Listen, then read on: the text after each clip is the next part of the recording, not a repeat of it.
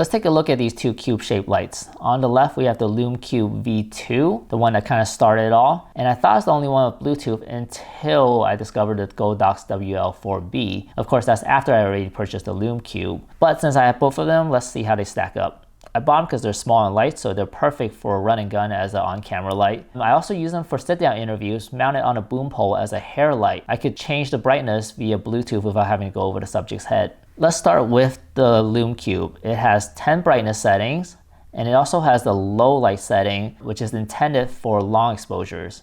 You could also connect it to the app and use it as a Bluetooth flash for your phone.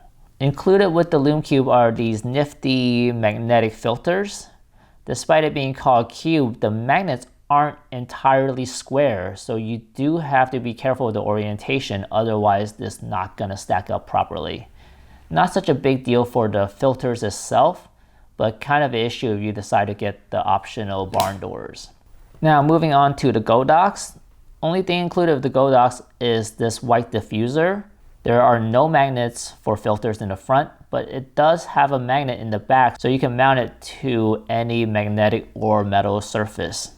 In terms of brightness, it has 3 settings and a fairly useless strobe mode.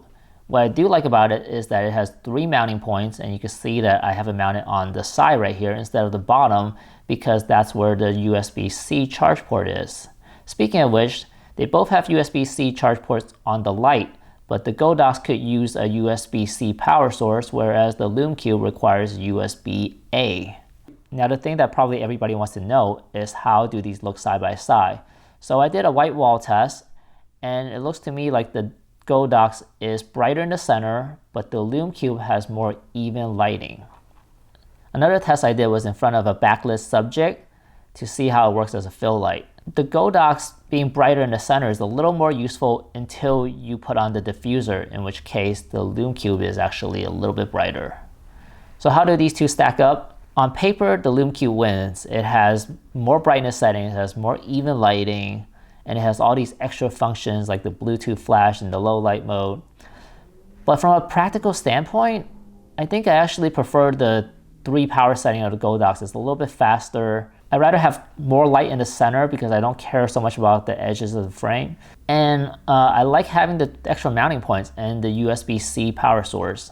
For me, I prefer the Godox, but if you prefer to have the most features, then the Lume Cube might be good for you.